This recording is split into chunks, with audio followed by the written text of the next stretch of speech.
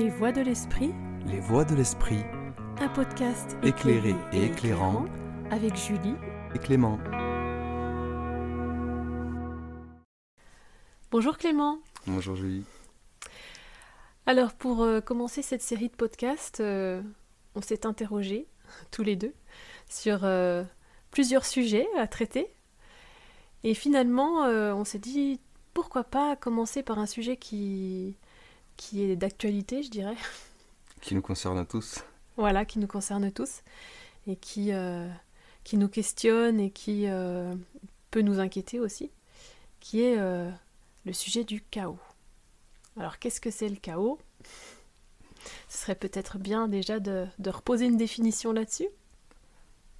C'est le sentiment que lorsqu'on regarde une situation, elle est déséquilibrée, elle n'est pas harmonieuse, elle a entraîné des pertes, des dégâts, et que on ne trouve pas de sens à ce qui se déroule sous nos yeux.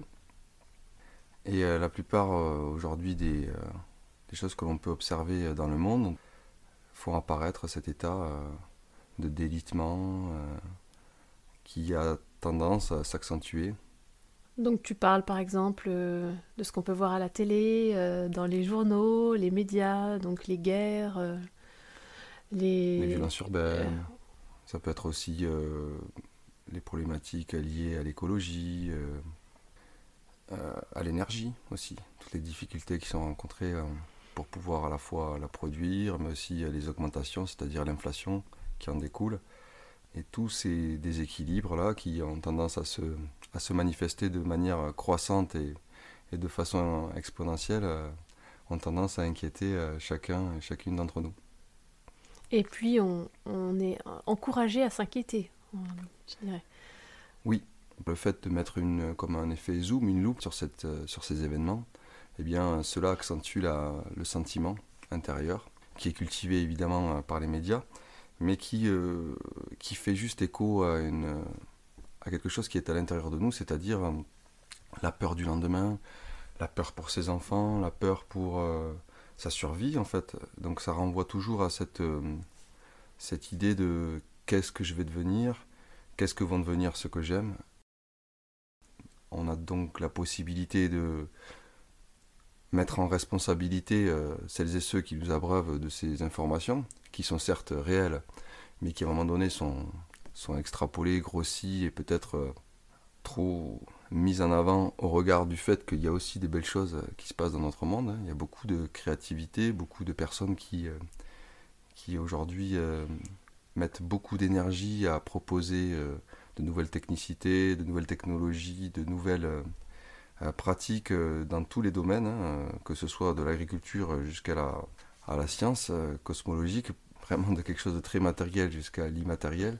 Donc toutes ces personnes qui mettent beaucoup d'amour et d'intensité dans la proposition d'un monde plus équilibré. C'est vrai que c'est moins relayé, on oublie beaucoup d'en parler.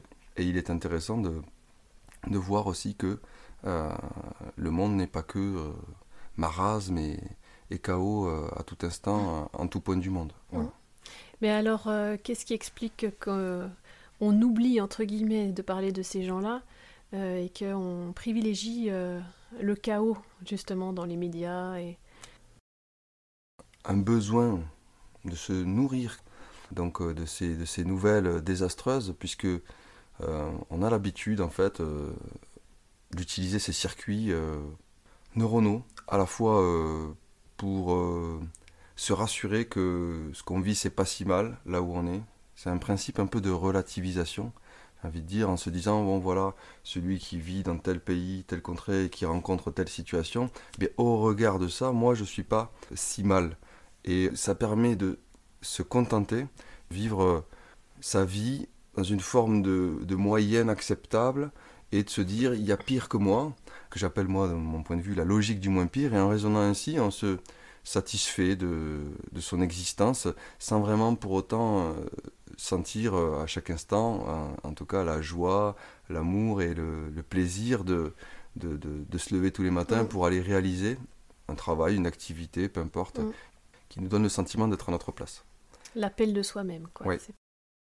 Pourquoi privilégier le chaos en fait dans les médias et justement pourquoi abreuver les gens de cette idée de chaos? Et est-ce qu'il y a, je dirais, un objectif là derrière ou du fait de ne pas privilégier justement tout ce qui est beau, toutes ces initiatives de gens qui, eux, sont pleinement dans l'amour, pleinement dans ce qu'ils font. Donc c'est il y a quelque chose autour des peurs aussi, probablement, qui alimente la société, quoi. Quel intérêt a-t-on à alimenter la société de peur et à envenimer les peurs qui sont déjà fort présentes en chacun de nous par cette image du chaos, en plus qui a l'air de s'intensifier, puisque chaque jour est propice à de nouvelles, d'un nouveau chaos, ou disons l'amplification du chaos, quoi. Ouais.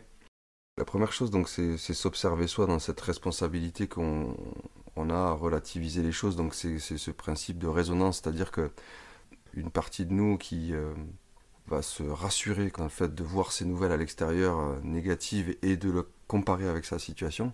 Il faut être conscient aussi du fait que c'est aussi une façon de vendre, puisque lorsqu'on agit à partir de la peur, lorsqu'on est soi-même dans la peur, eh bien on ne fait pas des choix rationnels, hein, on ne fait pas des choix qui sont fondés sur l'écoute de son intériorité, et dès que l'on a peur, eh bien, c'est ce qui va nous faire, par exemple, acheter pour certains un système de surveillance ou de télésurveillance pour son habitat, une coque de protection pour son téléphone parce qu'on pense qu'on va le casser.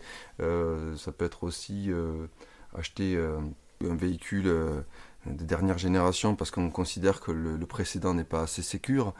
Dès qu'on raisonne à partir de cet espace, cela entraîne en fait un mouvement qui va nous amener à toujours vouloir acquérir plus de sécurité, de confort, dans l'illusion d'exercer un contrôle sur notre vie. Voilà. Oui, la peur est lucrative, quoi. Ou génère du lucre, Ouais, on va dire. oui, oui, oui, oui.